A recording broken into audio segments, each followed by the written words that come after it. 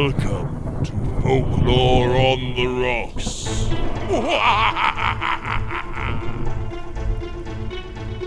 Hey folks, thanks for joining us for our first episode. We're here to drink and talk all about lesser-known cryptids, monsters, and creatures from around the world, as well as the folklore surrounding them. Now, when we say lesser-known, we mean that it's not on the scale of Bigfoot, Nessie, or Chupacabra. Not that no one knows about them. We just want the other creatures to get some airtime, and we love learning about them. Yes, we do. Now, we mentioned earlier we would be doing some drinking, and that we have. Mm-hmm. Today, it's kind of a concoction, a little bit of a mad scientist creation. Today's drink that I'm working on, it started with rum, but went downhill fast. In the best possible way. In the best possible way. So rum plus, so a generous helping of rum. What would you say? 3 or 4 fingers, or in this? Enough. Yeah, we do. I would say enough. We don't do fingers of alcohol. We do claws and tentacles. Yeah, I guess. We just pour. Yeah. And so pirate's amount of rum. Some rum, and then enough tonic water to make it bubbly. And then a sip of that revealed that it tastes just like medicine. So let's sweeten it up some. Did a splash of Coke, and then looked through my cupboard and said, hey, look, we've got some grenadine. And thus a drink was born. Now you might think that's not very many ingredients and certainly not very exotic. That's because I just moved to a new place, and so I'm still stocking up my liquor cabinet. Mm-hmm. Expect some more interesting drinks to come, but also it's a good place to start for our little podcast here. Maybe different drinks. It'll end up that we're just like, here's a beer. Here's a beer. I did want to say, you don't know who we are yet. We should probably introduce ourselves. I suppose we should. I guess. You might want to know who we are. Yeah, so I'm Logan. I'm from, I'm not sure how quite anonymous we want to be, but it's our podcast, so we'll choose. I'm from Salt Lake City, Utah. Born and raised, but I love to travel. I've gotten the chance to go around the world traveling with a small circus and stunt show, kind of ringmastering and announcing for them. And, growing up in Utah, you get an idea for, wow, maybe there's a lot of different ways to see the world. Maybe there's a lot of different ways to do things other than what's immediately around us. And so traveling has really given me a chance to really explore that. I think you do have to travel to see that, especially from Utah, with it being so culturally monotone, I guess. Yeah, yes. A lot of it. Not all of it, for sure. It certainly has some pockets of urban variation, but a lot of it from my own experience in Utah has been kind of one note and pretty consistent, and yes. I'm very lucky to have that as an option. But it's been a good kind of base from which to go out and explore other things as well. I definitely get that. Yeah, and as far as mythology ties into this, what are my credentials there? I'm just a huge research nerd. One of my favorite books is a book of Norse mythology that was given to me by my grandmother, who was a librarian. And she always got me looking into these books that weren't necessarily aimed at children, but they were stories of myths and creatures and monsters. And then I grew up with a father who's a sculptor. And so I grew up around statues and gargoyles and all of these things and wondered what went into their creation. And then on top of it, I was around just at the right time to be really into both the Ghostbusters and dinosaurs. So and you still are. Yeah, so from that, you mash all that together, you get this guy right here who makes a pretty solid cocktail. And what did we decide it was? The Kiss of the Spider Woman? The Kiss of the Spider Woman, yeah. It is saccharine, sweet, and ultra deadly. And grenadine looks like, yeah, a little really clear, maybe too blood that's had some kind of thinning blood. agent applied to it, so it flows more easily. Venom. There we go. Venom added. Yeah. Perfect. That's something like that. I don't know. And I'm Lindsay. I also live in Salt Lake. How I really got into mythology, I think, is because I always had a really, really active imagination as a kid, and I still do. I think that I read a book of mythology as an assignment way back in elementary sometime. Uh-huh. They gave us like coloring sheets, and they had different myths from around the world, like a Chinese creation myth and Icarus and Daedalus and stuff like that. So during this assignment, I'm like, these are really cool stories about places I'd never heard of before. Mm-hmm. I didn't know anything about. And that kind of progressed as I got more into sci-fi and fantasy books and read a whole lot more, right? Reading was kind of my thing. Still is. And then I moved on to college where I didn't really know what I wanted to do, which I know is something that happens for I'm sure a lot of it us. never happens. It's a purely singular No, event everyone to you. knows exactly what they want to do, right?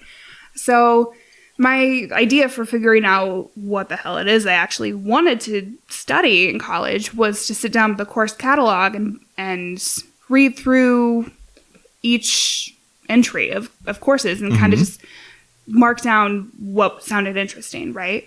And I got to the end of that and everything was anthropology. So there we go. There's my major, right?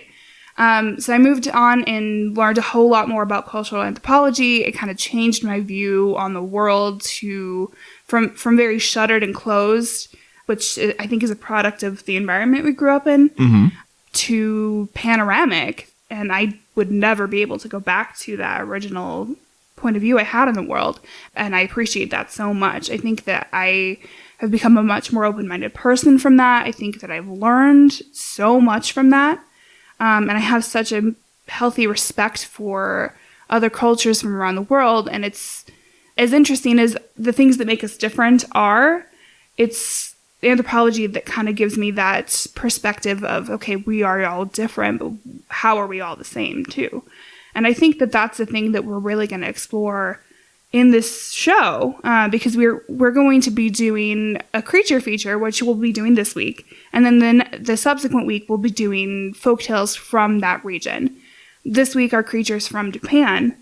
So next week, we'll be doing Japanese folktales. And I think that will just kind of give this show another dimension, make it a little bit more interesting and more folklore-based, while still exploring these awesome creatures, right? Yeah. And it also is important to note that we are going to try our best to look at this with kind of an open mind, not necessarily believing everything that we read in there, but we're not coming at it from the perspective of skeptics. Although we may play devil's advocate at some point. Absolutely, because yeah. That's just fun. But yeah, we want to start off by saying we acknowledge that as a species, we are always learning and discovering, and that's one of the greater experiences you can have as a human being. So to learn what you thought was one way is actually something totally different. That's really cool. So we're coming at this from the angle of let's try to think this out. Let's look at the pieces that didn't get recorded, and let's look at what could this have possibly been. Because that's just a little bit more interesting way to think about a story than saying, oh, well, we know better now. Yeah.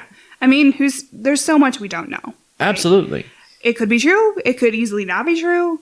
We'll apply logic where we need to, and we'll apply outside influences of what happened during that time period in that place to that this myth or creature or legend came about. And I mean, that has a lot of bearing on how it progressed to the time we are now and how we know about it. We're going to try to explore as many angles as we can with these. You said we're going to start with something from Japan, so We are, Lindsay, yeah. you excited? You ready to go with this? Yeah, let's just jump right in. All right. It's a yokai from Japan.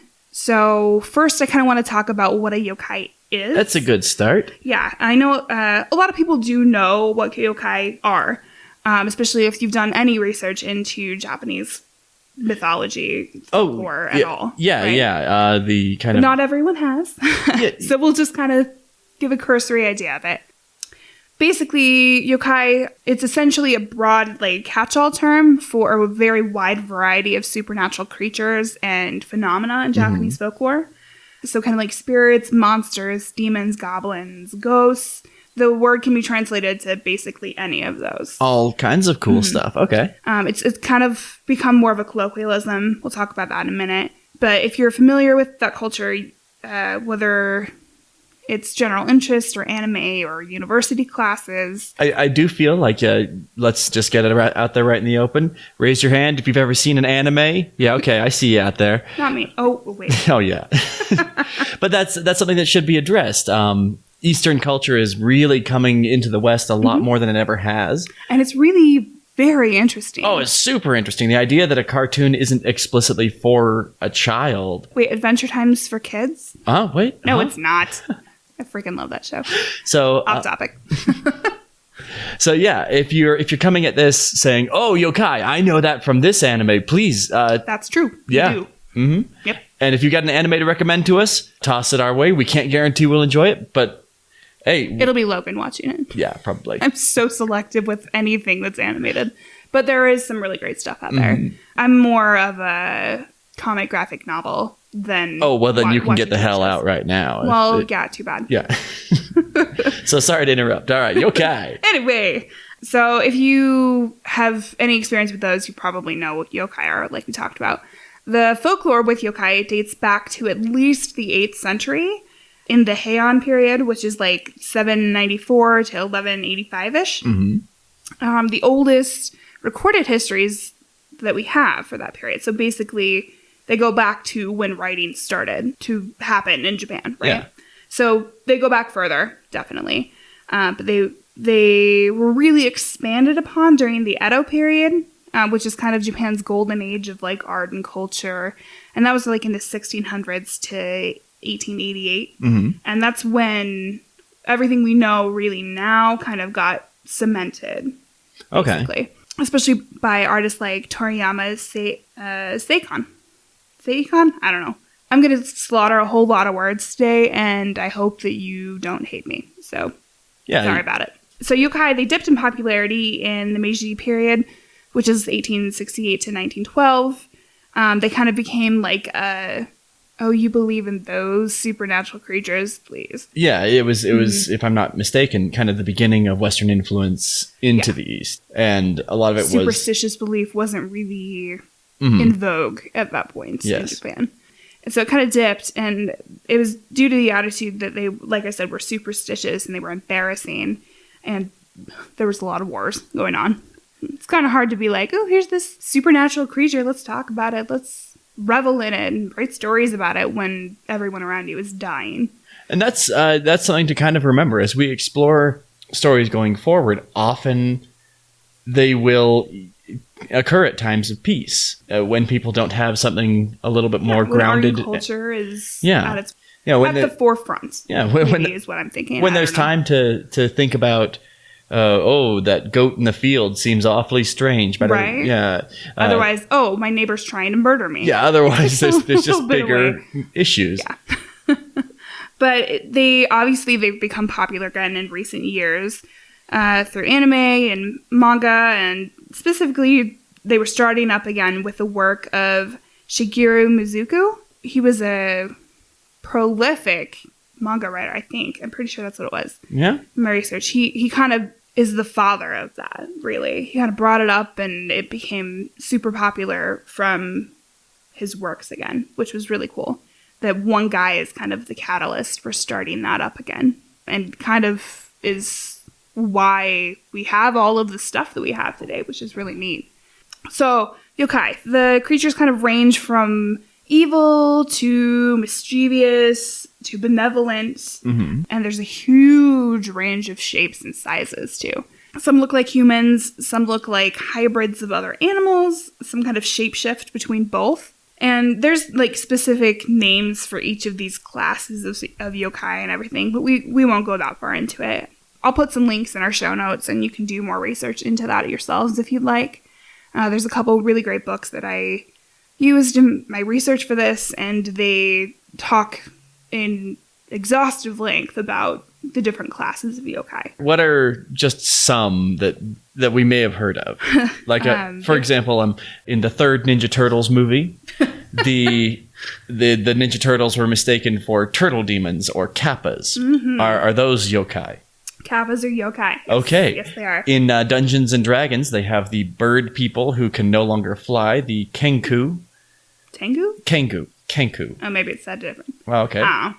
But yes, they are also yokai. Okay, also okay. Yep. And there's inanimate objects that are also yokai. There's a whole other branch of like oni, which are demons, and some, I can't remember the term for the really, really, the creepy ones.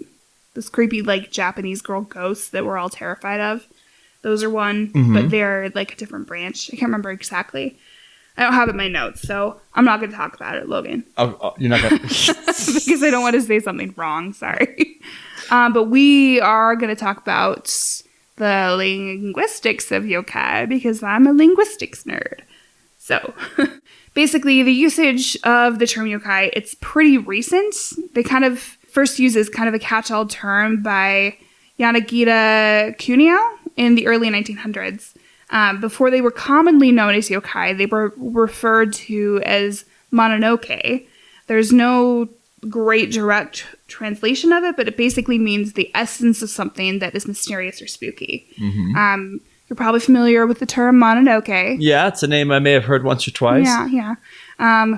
Princess Mononoke is a great movie. If you haven't seen it, you definitely should. Give it a shot, people. Yeah. You'll like it. You definitely should. But there are a lot of different kinds of yokai, like we were talking about. The one that we're specifically concerned with today, it's often called bakemono, kind of by adults in casual conversation, and even sometimes in academia, which I thought was interesting. Or obake, which is often used by children. Mm-hmm. So they all kind of mean the same thing as yokai does. Obake means a thing that changes. So it refers to a state of transformation or shapeshifting. Shapeshifting. Oh, it's a new thing. It's where you shapeshift into a ship. Oh, it's much less useful. Very much so. Unless you happen to be, a near body of water, then useful. Or might be. Or out in space. Go for a sail. Yeah. Yeah, it'd be cool. We keep an open mind to our definition. It's a new thing. You heard it here first. Okay. Transformation or shapeshifting. Or it means ghost, but it usually refers to like living things. Mm-hmm. If you lost track of this, we're talking about obake and bakemono. Same thing, used by different people. Got it. Things what change. Yeah? Yeah. Okay. Things what change. When it's referring to living things or shape-shifting things or ship-shifting things, basically it's generally from animal to human back to animal again. Okay. Or if you're a boat to human or boat. So, right. That's not really a thing, by the way. Through the lens of what some of the more casual monster appreciators might find in the myth of, say, like the werewolf from like a werewolf movie. If you were to capture one of these creatures and it goes to its natural form, you're saying in many cases its natural form is that of an animal. Well, that depends on werewolf lore. Oh, okay. Because it depends on the region, right? Mm-hmm. And I know you know a lot about werewolves because you basically are a werewolf. Yeah. Mm-hmm. But in some, the werewolf is the natural form. The wolf is the natural form. Mm-hmm. In some, the human is the natural form, and it's cursed. It just kind of depends. Sure. But for the yokai... For this, the yokai, they are not human. They are creatures that are able to look like humans. Okay, so they're... And then shift back to their actual form. Humanity is their disguise. It is an affectation. It's how they entrap victims. Okay. So, basically, with yokai, all of the terms that we talked about, obake, mononoke, bakemono, they're all kind of used as kind of how we would use the word monster. How the word monster means a lot of different things, right? And it's even used outside of shape-shifting creatures.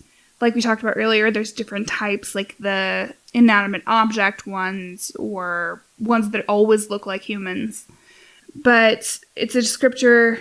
It's something extremely large, basically. To refer to any yokai, it can even be used for the word, like, something extremely large. And I'm pretty sure that that's for, like, obake and bakemono. They use it as a ghost, but they also mean it when they're talking about something really big or monstrous. Kind of like we would say, that thing is so monstrously huge, Mm-hmm. They would say it in that kind of term. So... a really amazing resource for kind of understanding the nuances of yokai is a book that I used majorly for this. It's called The Book of Yokai, and it's by Michael Dylan Foster, a professor of folklore at the University of California, Davis. 3 names, 1 man, the authority on yokai. And yes, he does happen to be a white guy, but he does know his shit. He knows what he's talking about. He's got a PhD from Stanford. His work is focused on Japan specifically. He had a Fulbright fellowship in Japan twice, And he wrote the book while he was living in Japan. Oh. And it was published in like 2015, so it's not super outdated. Cool. He seems like a pretty badass dude that I would totally want to hang out with. Yeah, if he ever comes to Utah, drinks on me. Come on. Yeah, Dr. Foster, come on. Offers on the table. So for the example of monstrous, he kind of used how he would say, look at that monster pumpkin. That's what he said in the book. Okay, so perfect. It means something big, too, right? The further subcategories that we talked about, creatures whose true forms are animals, plants, inanimate objects, ghosts, or demons. Occasionally, in common usage, the terms bakemono and obake are synonymous with yokai. So, yokai is mostly used, but they do occasionally use those two other terms as well. So, all right.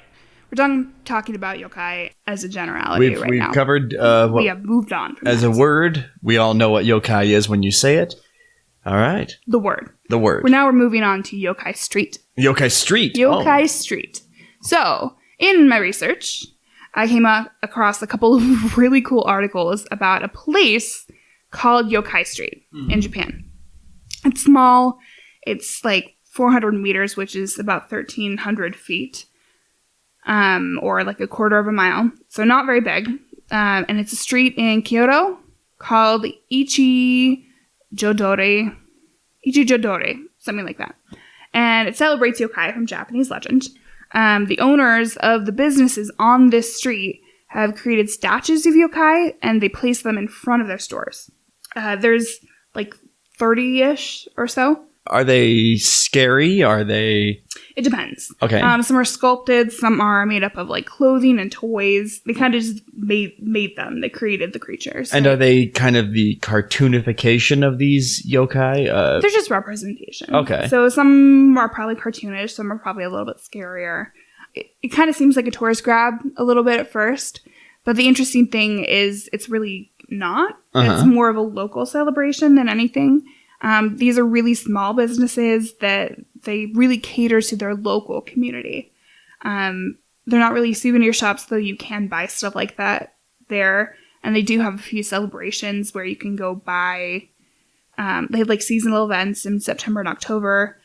One specifically is called the Yokai Parade, where like hundreds of people dress up as different monsters and yokai, and they parade through the streets in the evening, kind of like how we have Halloween celebrations. Yeah. And they have a specific thing they have celebrations on this street. Tons of people show up. It might be a really fun thing to do as a tourist if you're there around September, October. Go check this street out. Cool. It'd be really fun. And if you go, I think you might see a side of Japan that not a lot of tourists see. The yokai that they have there are just kind of a fun, quirky nod to Japanese folklore. Kind of something that they celebrate there. And it sets them apart. They're Yōkai Street when their name isn't really Yōkai Street, you know?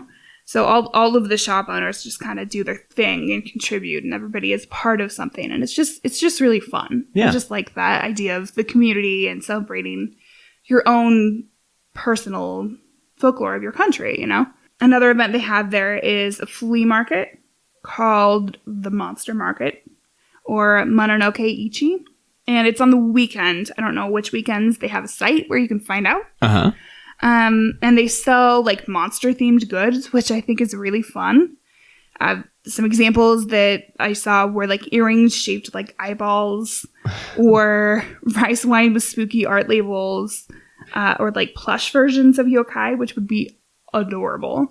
They do have an official website that I'll stick in the show notes, and it has a map of the street, and it lists the different stores and the merchandise they sell, which is really cool.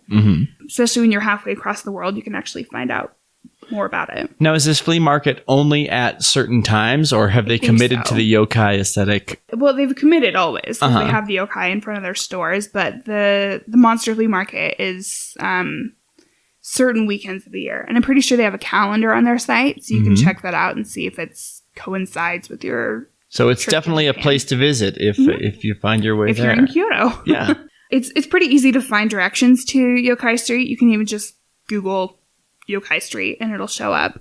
But I will include the coordinates in our show notes, so it's easy to find. And I do have like a screen grab that I took from Google Earth, And I'll just stick that on our website too if I can figure out how to do that. Sounds good. We'll see. Folklore on the Rocks, your one-stop shop for drink recommendations, monster folklore myths, as well as travel advice. Maybe not good travel advice. not great travel advice, but... Okay.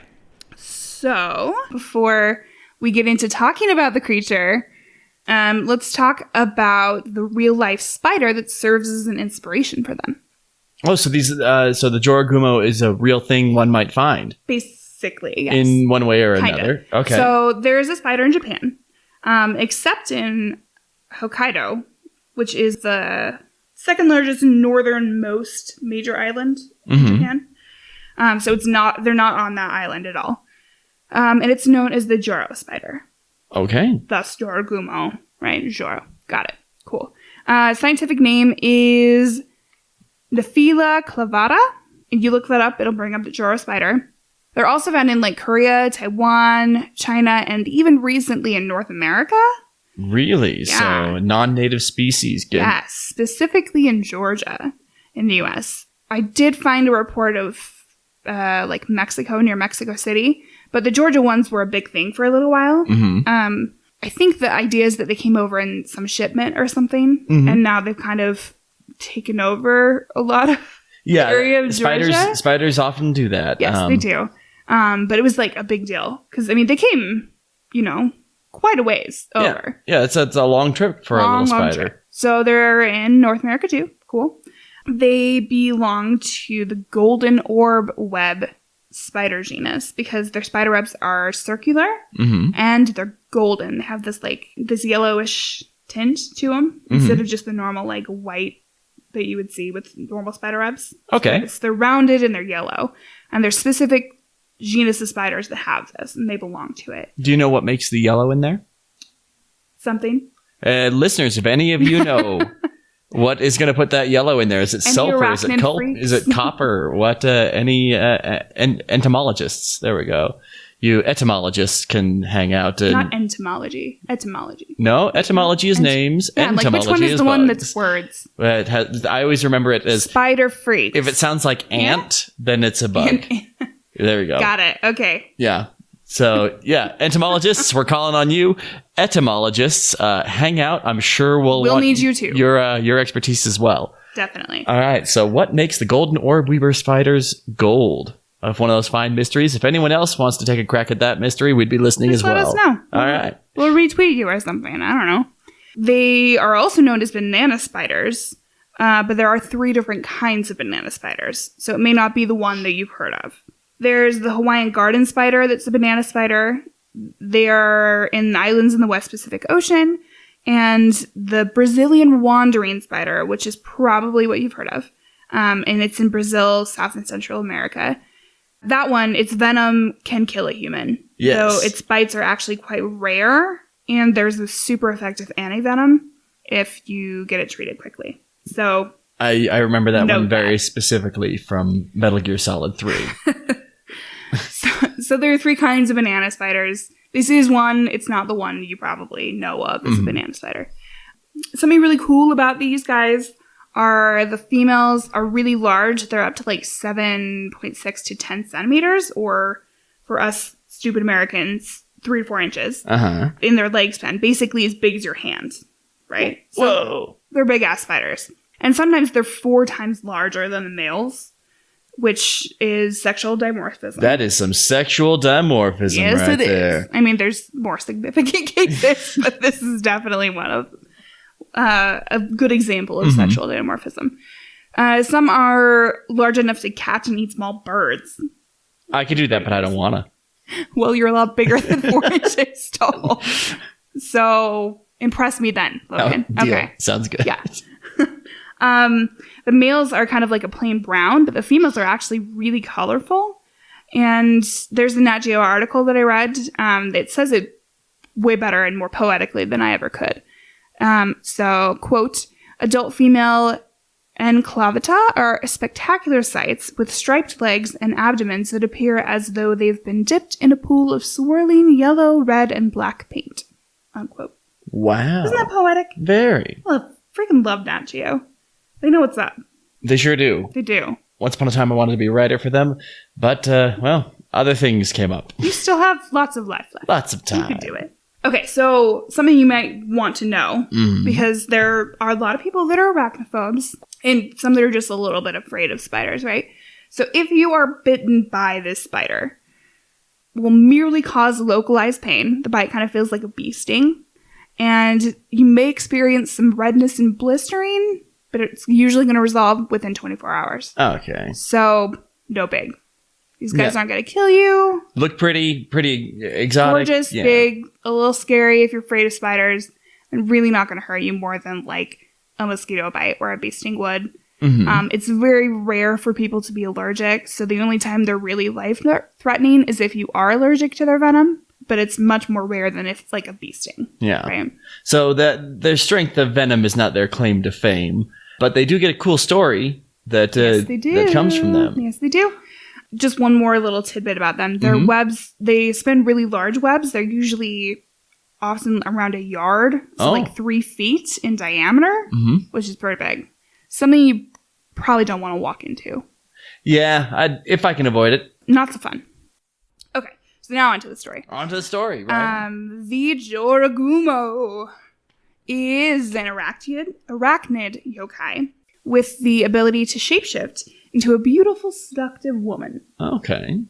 Apparently, the kanji for Jorogumo translates to entangling newlywed woman, or binding bride, or woman spider. But according to yokai.com, the characters were added to cover up the original meaning, which was whore spider. That has some interesting connotations. I think we'll explore that a little bit more later on in the episode. But the Jorogumo starts to appear in the Edo period literature. Like we talked about earlier, that's about the 1600s to the 1800s. But it's likely that the idea of the Jorogumo already existed in the preceding period. The term Joro refers to a lady in waiting, and Joro, I don't know if I have these inflections right, but, you know, whatever, is prostitute. Oh. So it's kind of an interesting lady in waiting or prostitute. Yeah, very similar. Depending on the dash above which O. Just kind of interesting linguistic tidbit. But during the Muromachi period, which is like 1300s to 1500s, the former, so the Joro, referred to both. Okay. It is suggested that the image of a prostitute may be behind the creation of a female shape-shifting spider. Oh. And like I said, we will get into that more later because it is interesting. I'm excited to kind of break that open a little bit. Okay. So here's kind of the basics of the Jorogumo. Yeah, the basic Dungeons and Dragons monster manual. What you need to know. Entry. Yes. Jorogumo. What is it? And what you open your guidebook and read. Yeah. This is what it said. Not literally, but basically. So according to legend, a female Jorō Spider gains magical abilities and grows to about the size of a cow. That's a big-ass spider. And starts to prey on humans when it turns about 400 years old. Or when it turns 400 years old. Okay. Like, bam. So it lives as a spider until then. It just kind of spiders around. Which is interesting because their lifespan is less than a year. Yeah. For the actual spider. Already an exceptional spider. Yeah. Okay. Like they pass the winter as eggs, they hatch in the spring, and then they mature and lay eggs, like between 400 and 1,500 eggs in one sack. And then they die in like late autumn, early winter. That's their lifespan. Just had a flashback to all of Charlotte's Web and getting choked up. We are not going there. I can't deal with that. But yeah, like for them to live 400 years when they don't even live a year, it's kind of interesting. They are solitary, generally live in caves, forests, empty houses, shacks in like rural areas or cities. Many sources say that they often live by water, especially waterfalls, surrounded by her young, usually. The Jorogumo is intelligent and cold with no empathy for humans. They merely see them as food. Yeah, that's that utterly alien perspective. Exactly. Okay. They are not human. They may look it, but they are not. They usually prey on young, handsome men that are seeking love. People like Logan. Say what? Specifically that are samurais, kind of like Logan. No way. But basically. It'd be a good start. Okay. They lure victims into their shack using their beautiful female form and their skill at playing a biwa, which is a short-necked fretted lute. Some sources say that they're skilled in every stringed instrument. Ah, but only the stringed ones. Yes. Okay. I think it has Fitting with something the to do spidery theme. with what women learned how to play. Oh, okay. at Yeah, that time. makes sense too. Yeah, like you had skills in music that made you valuable. Okay. Right? Not like High if society. I'm a shape-shifting elephant creature, then I know the horn section. Exactly. Okay. Trumpets all around. Deal. So, in some tales, they have them serving tea or sake. While the men are distracted by all the music and the conversation, they bind their victims' feet with spider silk, which is extremely strong, and they store them for feeding. Their venom will slowly weaken the victim day by day, letting them enjoy the long and painful process of his death. Mm-hmm. Other tales speak of a Jorogumo draining men's energy by making them fall in love with her. Mm. So, interesting aspect there. Going for the long con there. Basically. So, a few facts. Even when in human form, her reflection will show a giant spider. Mm-hmm. So, maybe carry around a mirror. They cannot be killed by any kind of poison. They also control other lesser spiders, even fire-breathing spiders. Ooh. Which is apparently a thing in Japanese folklore. And they employ them to burn down the houses of those that grow suspicious of them. Mm. They can operate like this for many years, even in the middle of a city, while hundreds and hundreds of skeletons accumulate in their houses. Occasionally, they appear... Okay, so if you're an arachnophobe, you may want to skip ahead a little bit. Take a break. Yeah. We'll put a show note when you can come back. Maybe not. Maybe not. Just We'll skip probably like forget. 15 or 30 seconds. Yeah, but you've been warned. Yes. Duly warned. Okay, so occasionally they appear carrying what seems to be a baby, but is actually an egg sac that will burst open and thousands of tiny spiderlings will devour the victim. Oh, man. It's a little creepy. Supplies. No. It's just that horrible image. Just being covered in tiny... No, I'm good. Yeah. I'm good. I'm not even scared of spiders. Which is good because researching this, I had to look at a lot of pictures of spiders. Yeah, you gotta have to kind of put yourself in whatever gear it takes to get through that. Yeah. If we do a shark monster, it's all you. Deal.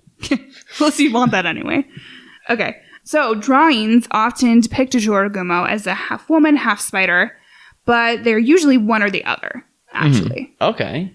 They shapeshift, but they don't shapeshift between, like, they're either a spider or a woman. They're not half woman, half spider. Not like But it makes sense in a drawing to actually, like, see the essence of what they are as a half and half thing. Sure. Did she have any supernatural markings, like, for example, woman but cast a spidery shadow or something like that? Well, the reflection. The reflection, that's right. Okay, yeah. Yeah. Cool. So but not, no physical not shadow representation. That I know of? Maybe. Yeah. Yeah. I didn't see anything about it, but maybe. Yeah. If their reflection does, I would maybe think that their shadow does, but I don't know. Yeah, maybe whatever she Mirrored clothes. surface are also mystical. Yeah, whatever clothes she wears, they've got to have some kind of aspect alluding to a spidery nature. Probably. That seems, yeah. Costume designers out there, send us some drawings. Yeah, that'd be cool. Yeah. That'd be really cool. But you're saying they never go in a hybrid form, like a... Yeah, they're like, one or the other. Okay, so picturing like the drow driders. They have a spider body, but kind of a centaur arrangement of a humanoid, in this case, a dark elf form on top. Yeah, and that's what they look like in all of the drawings of Jorogumos. But in actual myth, they're either a woman or they're a spider. Gotcha. A big-ass spider, like the size of a cow, but one or the other. Very good. Okay. So the only known way to defeat one, or at least like prevent it from attacking you, is to recite sutras, which are like scriptures to them, although it only forces their true form to be revealed and makes their silk disappear. So you can recite those sutras, and she changes suddenly back into a giant spider. And generally will like run away because she's now a giant spider, and you probably freaked her out. I don't know. Yeah. And like I said, it makes their silk disappear, so it kind of gets rid of their main weapon. Okay. To to kind of tie you down, I guess. You know, that kind of thing. So, that's kind of a general overview of the Jorogumo. Mm-hmm. I do have a few tales of the Jorogumo. Okay. Which I think will be a good illustration of the differences between... So kind of case studies of the Jorogumo. Like they're all the different places that you heard about the Jorogumo. They're different areas of Japan. And as we know with folklore, everything differs with the area because it's kind of the telephone game thing. Yeah. Yeah. Something gets told, it gets repeated, it gets changed. Absolutely, yeah. Things kind of morph, you know. As external influences change a story, or as the teller tells the story exactly. for a different purpose. Yeah. Or they're used to explain specific events that happened, tall tales told by someone, you know, that kind of thing. So we're going to go through a handful of those. Yeah. Sorry if there are too many. You're just going to have to deal. The first tale. In the city of Izu Shizuoka Prefecture in Japan, Jorogumo is known as the Mistress of Joran Falls, which is a waterfall located in the Yukishima district. Okay, so we're back to a waterfall and a woman. Waterfall area, yep. According to legend, a man was resting at the bottom of the waterfall when his feet were suddenly bound by a massive amount of spider threads. To free himself, he cut the threads and tied them to a tree stump, which was then pulled from the ground and into the water. After this incident, the villagers got scared and they stopped going to the waterfall. But one day, a logger / woodsman, depends on the tale, from out of town started cutting wood in the area, and not being aware of the story, he accidentally dropped his axe in the water. I'm not exactly sure how that happens, but...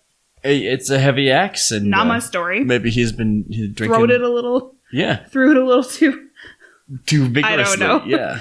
And he dove into the water to find it. A beautiful woman appeared and returned the axe, but asked him to never tell anyone about her. He kept the promise until one day he was drunk.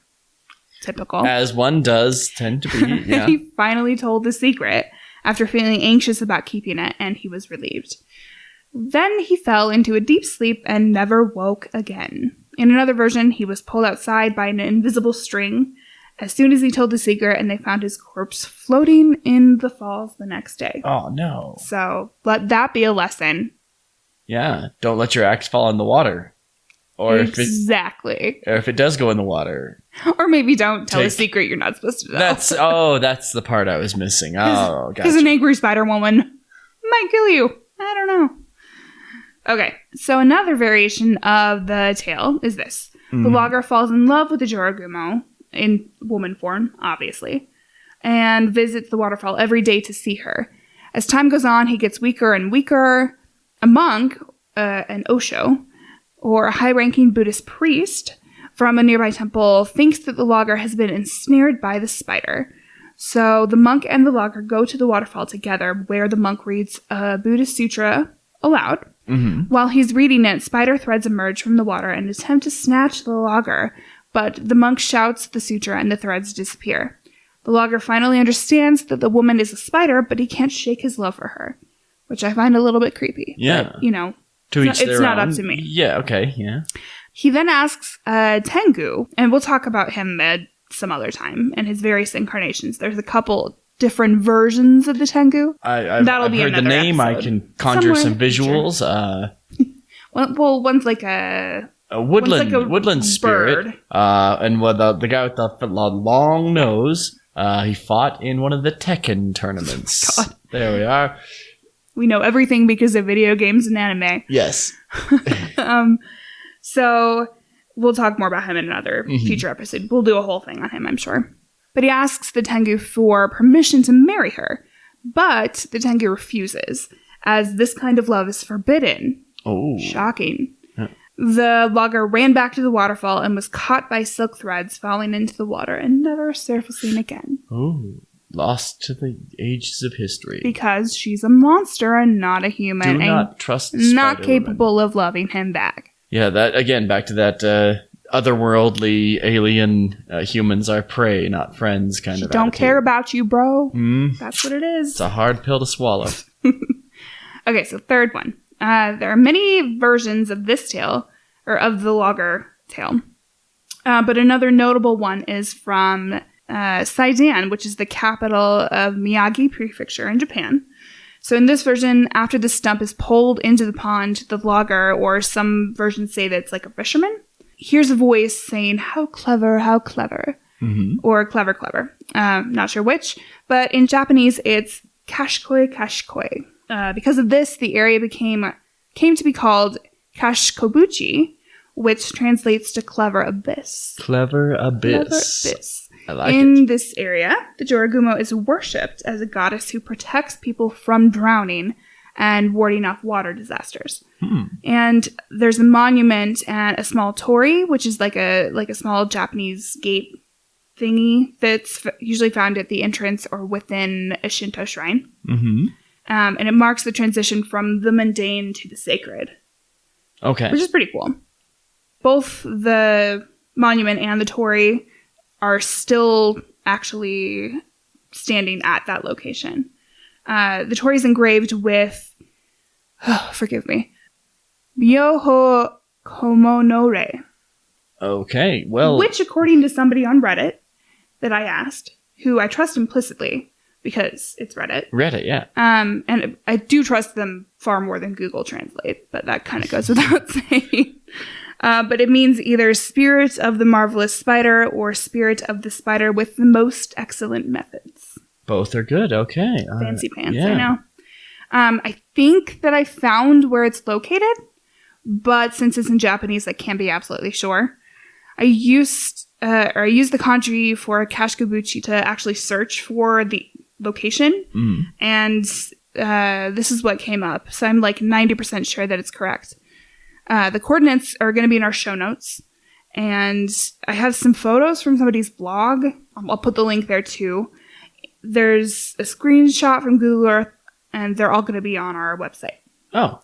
So it's pretty cool. Like, I'm pretty sure I found exactly where this shrine is, which is pretty awesome. I'm kind of a sleuthy nerd when it comes to things like that. Yeah, that's a skill set you bring to but this. But if we talk about a specific place, like, I want to try to find it, right? Totally, yeah. Exactly, because if you're going to go there, I want you to have the coordinates to be able to actually go there. Because people are far more well-traveled than either of us are. Well, me. You're way more traveled than I am. Yeah. Like, outside of the U.S.? No. Okay. So, like I said, I will add the coordinates to the show notes and those photos. It's there's not really a good way to navigate it on Google Earth. You can just kind of see where it is. There's like a view from the bend in the river that it's located at that kind of faces it. So I'll put a screenshot of that. Yeah, we need to get some more drones flying over this area. Right? Yeah. Really scout Come it on, out. Google Earth. Get with the program. But I'll try to remember to include the kanji for the different words too on the website, so you can do more Googling if you want. Okay, so version number 4. This is the version of the Kashikobuchi tale that I found in an anthology of translated Japanese folktales. Quote, once upon a time, when a man was fishing at the pond in Handanyama in the summer, he caught an unusual number of fish. The day was hot, and he took off his sandals to soak his feet in the pond. A water spider came from across the water somewhere and fastened its thread onto one of the man's big toes. It soon came back a second time and fastened another thread on the same toe. The man thought it strange. Yeah. As you would. He unfastened the thread on his toe quietly and wound it around a willow stump that was beside him. Presently, someone shouted from the bottom of the pond, Jiro, Tero, all of you come here. All the fish in the man's basket jumped out and got away, much to his surprise. Like, same, right? Yeah. Random fish jumping out of your basket. Then a lot of voices called, Ento en Yarasa, and the spider's thread began to be pulled. While the man looked on, the thick stump was broken off its base. From that time to even this day, nobody has ever gone alone to fish at that pond again. Unquote. And that's by Yanagita Kaneo, who we talked about way at the beginning of this episode. There's another tale about an eel woman and a man named Genbi, but the Jorogumo is more of an auxiliary character in that. She's like the threat to the eel woman, so we're just not going to go into it. Okay, so 2 Edo period writings are often referenced in connection to the Jorogumo. They're short, so I'll just kind of quickly read what I found. All right. Tonoi Gusa, which is known as things that ought to be pondered even in urgent times, which is kind of awesome. Okay. Relates the story of a young woman appearing to be about 19 to 20 years old, who appears to a youthful warrior, a samurai. She tells the child she carries, "Him there surely is your father. Go forth and be embraced." The warrior sees through her ploy, and realizing she is a yokai, he strikes her with his sword, making her flee to the attic. The next day, they find a dead Jorogumo in the attic, along with numerous bodies of people the Jorogumo had devoured. Oh. I know. Macabre and spooky all at once. It is. My favorite kind. Okay, and then the very last tale is called Taiheiheia Kumonogatare. Okay. I'll take your word for it. Like I said, I apologize to anybody that speaks Japanese. But basically, this translates to, or something like that, to how Magoruko was deceived by a Jorogumo. And it relates the story of Magoruko dozing in his veranda in Takata Sakoshu, Okayama Prefecture. Yeah, Okay. We got there. Okay, we're good. As he was about to doze off, a woman in her 50s appeared. She said that her daughter had taken a fancy to Sogoruku and invited him to her estate. Their 16 to 17-year-old girl asked him to marry her. Already married, he declined. Oh, yeah. Good for him. But the girl persisted. She claimed that he had almost killed her mother 2 days before, and yet she still visited him, and surely he could not let her feelings come to nothing. Bewildered, Magoruko fled. The house disappeared as he ran, and he found himself back on his own porch. Magoruko's wife then assured him that he had been sleeping on the veranda the whole time. Concluding it was only a dream, Magoruko looked around and noticed a small Jorō Spider that had made a tight web around the eaves. Relieved, he recalled how he drove away a spider 2 days before. Dun, dun, dun. Oh, yes, he recalls back to that one time when he was proud and wicked, and surely that can't be the reason for whatever's happening now. Must not be, of course. Yeah. Okay, so that's the end of my tales. We're going to have some awesome pictures of artist interpretations of the Jorogumo on our website. Mm-hmm. You can also just Google image search Jorogumo. I'll spell it for you if you can't look at the title of this episode. It's Jorogumo. And it's going to return some awesome results. There's such cool stuff out there. Yeah, take a walk on that Google image search wild side. Yeah. I did want to talk about some of the places that the Jorogumo is in popular culture. Okay. Stuff that we might be familiar with. Some of these are like a version of a Jorogumo or a half spider, half woman. Mm-hmm. Whatever, right? So some like TV series and movies. There's one called Escape the Night, which I think is a YouTube series. And she's in season 2, episode 3. There's a version in Hellboy, Sword of Storms, which is an animated Hellboy movie. There is a Jorogumo in Grimm, the TV show Grimm. Yeah. Season 1, episode 11. There is Rosario plus Vampire. I don't exactly know how to say that, right? It's just a Not familiar with it either. I Okay. know. It's an anime and a manga, but it's in episode 11 of the anime. So some video games. Neo, which if you are into yokai and Japanese creatures, Neo is basically like the Japanese version of like Dark Souls. Oh, okay. Kind of. It's super cool. I highly recommend Sounds like it, yeah. Yeah, it's really cool. Okami, which is a gorgeous game. The Evil Within. Diablo 3, which is Zendaya. There's like a half spider, half woman in that. Yeah.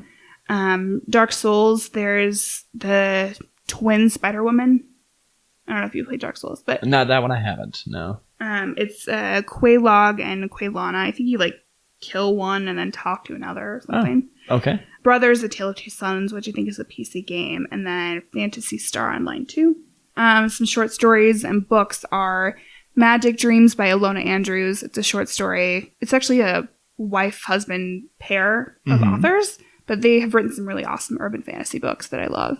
There's one called The Spider by Hans-Heinz Ewers. There's one called Tattoo by Junichiro Tanezake. Okay. One called Darkness Unmasked by Carrie Arthur. And there's one that's XXX Holic, but I think it's supposed to just be said Holics because, like, the X's are multipliers, I guess, according to the internet. Okay. So who knows? Games, Yu-Gi-Oh!, Pathfinder. I think it's in the third bestiary of Pathfinder. Yeah. So it's very prevalent. It's around. It's something culture. that you'll get some results if you go out looking for the Jorogumo. Exactly. So, like we talked about earlier, we kind of were going to go more into the role of women in the Edo period. Okay. And why she's called the Horse Spider, right? So I did some digging, but unfortunately, a lot of the info that I found on gender roles and sex work in the Edo period seems to be conflicting in, like, some way or another. So it happens when only one side of things writes things down. Right. Yeah. When we write stuff way later and everything was written by males, yes. So I don't think everything was, but enough.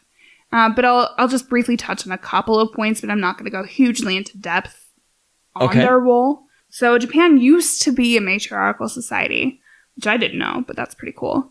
But when Confucian ideas flooded in from China around the 15th century, their ability to hold power kind of eroded, and women became subservient.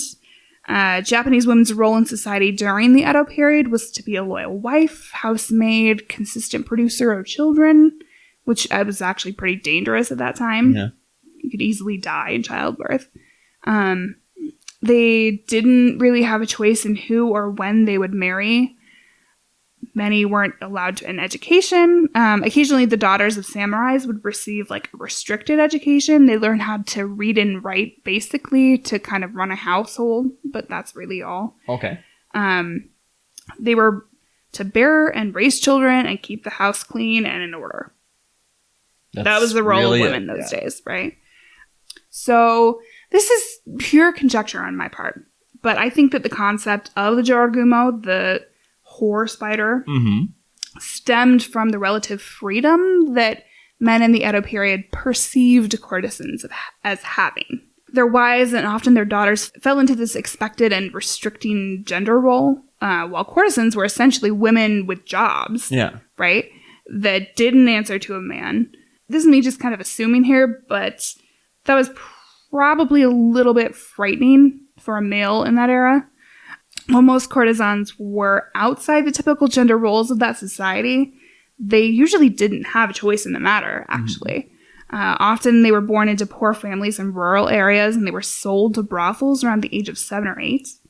And families did this because if the girls did well, it would increase the family's social standing and their wealth. So families would typically broker, like, 10-year contracts with the brothel owner that the girls would have to work off, and basically never did because they were charged for literally everything. Yeah. Their food, their clothes. Indentured servitude kind of thing. Essentially, yeah.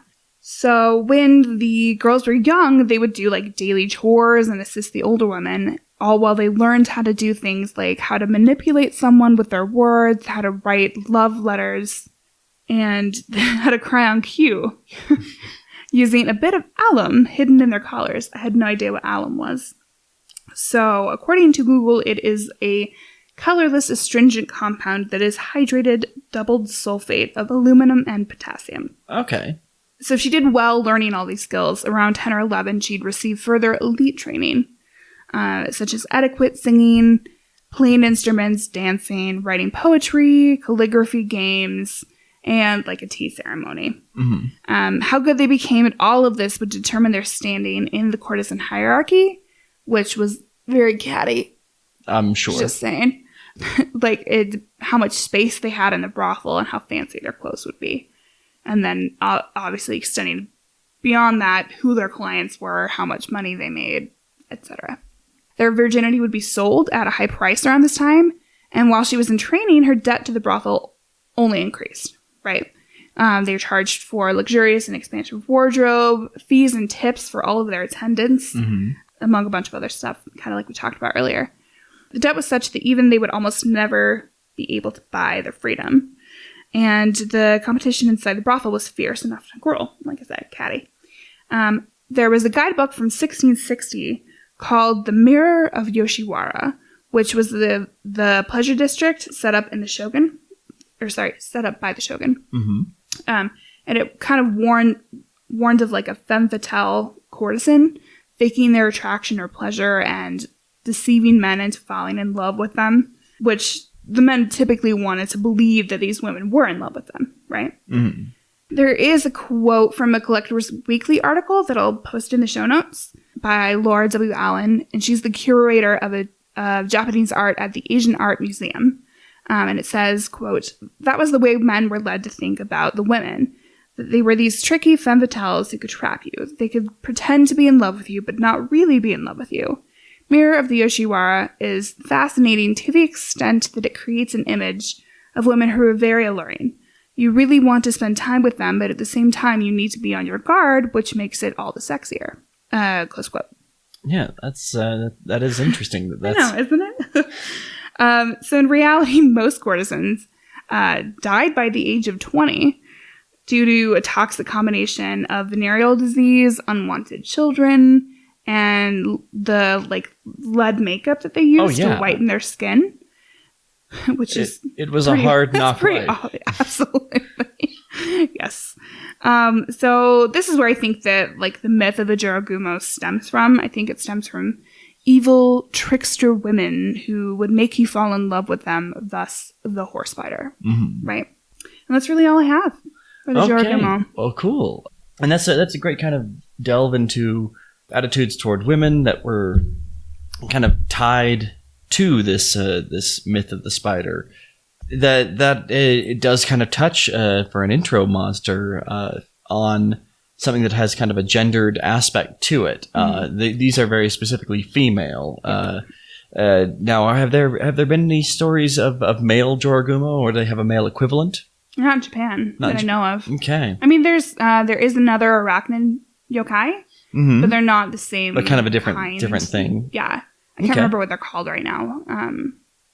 But yes, there is another arachnid yokai. There may be multiple, but not. I don't think it's in the same way as this. I mean, it's very specifically this spider that will seduce you and kill you. And that's what it does. It ensnares, seduces, and traps, and these are things that have been tied to a feminine aspect. Yeah. Well, all right. There we have the Jorogumo. We'd be very interested to hear your thoughts, listeners. Is there some place that we haven't looked that has a completely contradictory kind of other side to these stories? Or is it just simply something that maybe you haven't heard before? Is this something new? Any feedback you'd want to give, we'd be very interested to hear it. Mm-hmm. And we are on all the social media. You can find us on Instagram and Facebook at Folklore on the Rocks. We're at Twitter at Folklore Rocks. If you want to see more pictures, in-depth notes, you want to peek at the sources, you can go to our website, which is folkloreontherocks.com. We do have a Patreon with some really fun benefits. The best benefits. They have some really cool stuff, and we're gonna end up with some really fun stuff on our feed. Like Logan's just gonna do some random shit. Yeah, we're both a little bit all over the place, but we'll find ways to tie it back to this show. So. And it may not tie to the show, really. It might just be fun. But we also will have like bonus content on there. Maybe bloopers at some point. So it's gonna be fun. So if you want to help us out a little bit with that, that's great. If you don't, that's totally fine. We are also going to be creating a merch shop with like shirts, mugs, hats, etc. very soon. Buy it all. Yeah. It's all good stuff. If you have any personal stories about creatures, monsters, or cryptids, even if you don't know what it was, please email them to us at stories@folkloreontherocks.com. We'd love to collect enough to eventually do a listener stories episode. Additionally, if you have any questions or comments, please email them to mail@folkloreontherocks.com. We hope you enjoyed the show, and we beg you to please rate us and leave a review on iTunes. It will help us out immensely, especially since we're first starting out. Once we hit 100 reviews, we'll do a bonus episode with a listener-selected creature. Also, please don't forget to tell your friends, as word of mouth is the best marketing a podcast can get. Thanks for listening.